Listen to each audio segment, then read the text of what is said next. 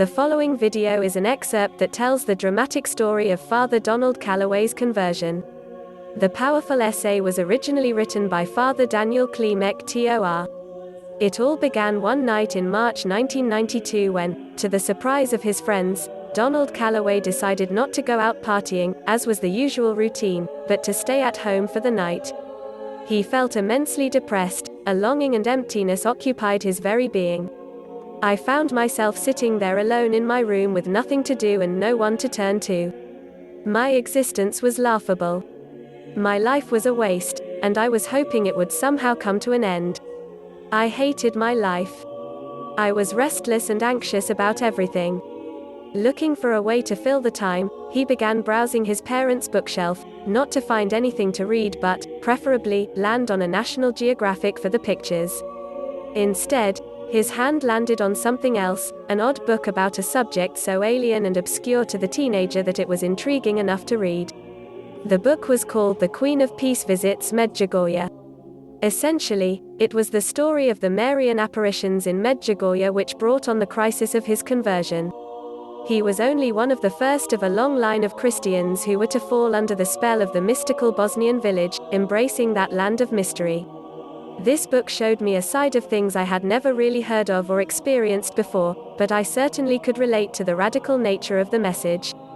It wasn't long before I realized this book was presenting me an offer to change my life and surrender to something greater than myself, to believe in God and be different. It was a revelation that required a revolution in my thinking. Could this be the way out I was looking for? He spent the whole night reading the book, until the early hours of the morning. In the process, the inner beings of his soul were transformed from the anxiousness and restlessness he previously experienced to a deep serenity and peace that radiated and pervaded his spirit. The messages of Medjugorje touched him on a higher level, the return to prayer, peace, fasting, a reconciliation with God and the need for conversion. For the first time, something offered him hope from his abusive past, from his life of sin and despair. The Virgin Mary was saying things that were so clear and captivating that I found myself moved and literally experiencing emotion in a deep way. This was a kind of emotion I hadn't experienced since I was a little boy who really loved his mother and wanted to make her happy. And yet the Virgin Mary was saying that she was my mother, that she was the mother of those who had gone astray and was calling us back to God, to Jesus. She made it clear that she was not God, but she was pointing to her son and saying he is the Messiah, the Savior of the world. I found myself totally falling in love with this mother, this woman.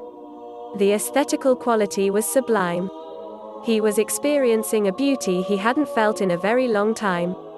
In this woman, the Virgin Mary, he found a beauty that was not poisonous and sinful, like his past encounters with women, but pure and refreshing, an immaculate gentleness that offered a ray of hope and emanated a radiant light into Donald's darkened world.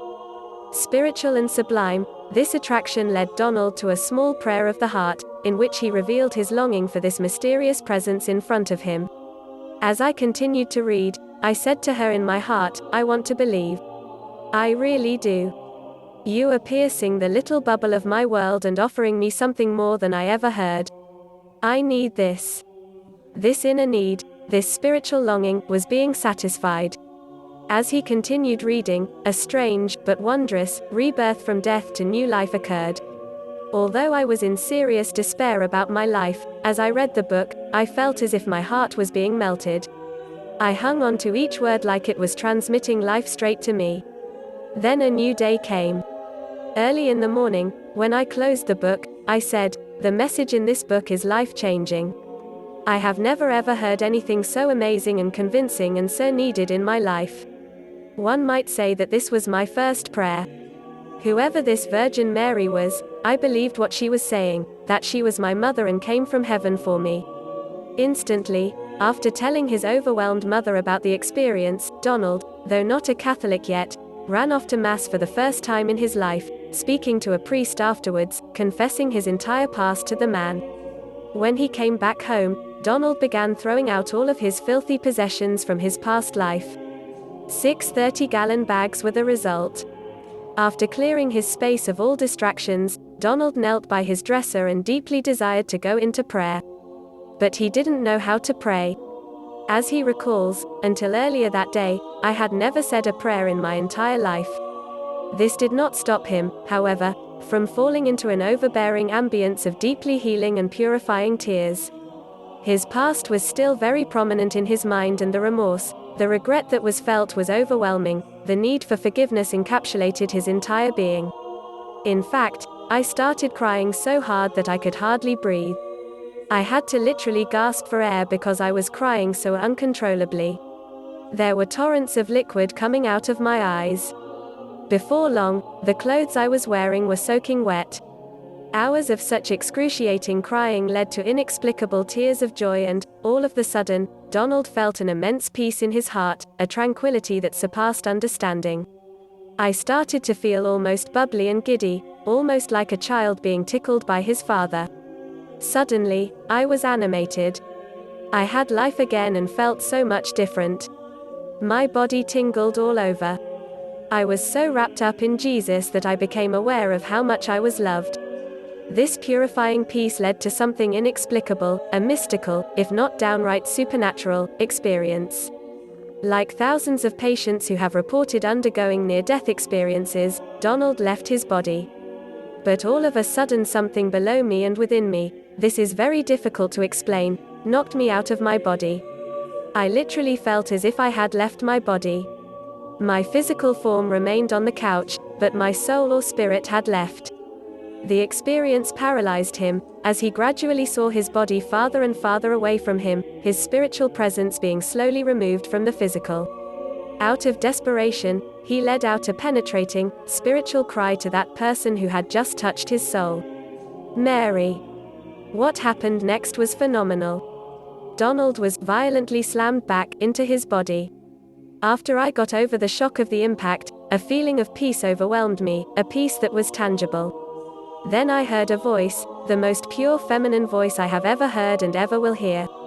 It was within me, it was outside of me, it was like liquid love being poured over me.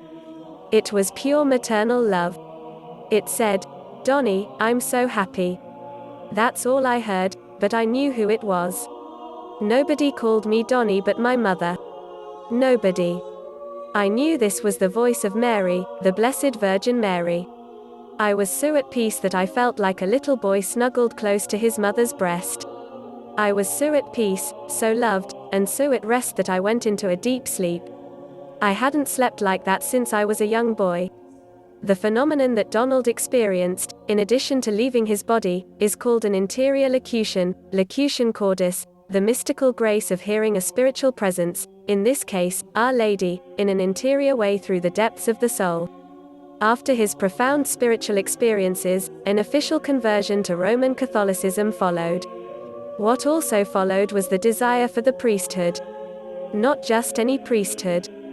Donald wanted to become a Marian priest, both for Our Lady and for the reason that the Marians of the Immaculate Conception are the official promoters of the Divine Mercy devotions of Saint Faustina Kowalska, the Polish nun and mystic who experienced visions of Christ in the 1930s. The former drug addict, convicted criminal, and high school dropout became a priest and graduated summa cum laude with an advanced degree, studying with some of the most renowned theologians in the world. Today, Father Calloway is the House Superior for the Marians of the Immaculate Conception and their Vocations Director. He preaches his story throughout the world, reaching countless of hearts. His life story is an example of grace and divine mercy in motion, through the intercession of the Blessed Virgin Mary. His book, No Turning Back, constitutes a powerful and poignant testimony about one man's journey, being led out of a tunnel of darkness and despair into the radiance of hope and belief in something purer, truer, and warmer than the temptations of contemporary culture, what the human soul longs for, spiritual sublimity and meaning in one's existence. This excerpt is from an article written by Father Daniel Maria Klimek, TOR. Father Klimek is a Franciscan friar and an assistant professor in the theology department at the Franciscan University of Steubenville. Father Daniel Maria is a recognized authority on Medjugorje, the subject of his dissertation. Father Klimek received his doctorate at Catholic University of America. Thank you for watching and God bless.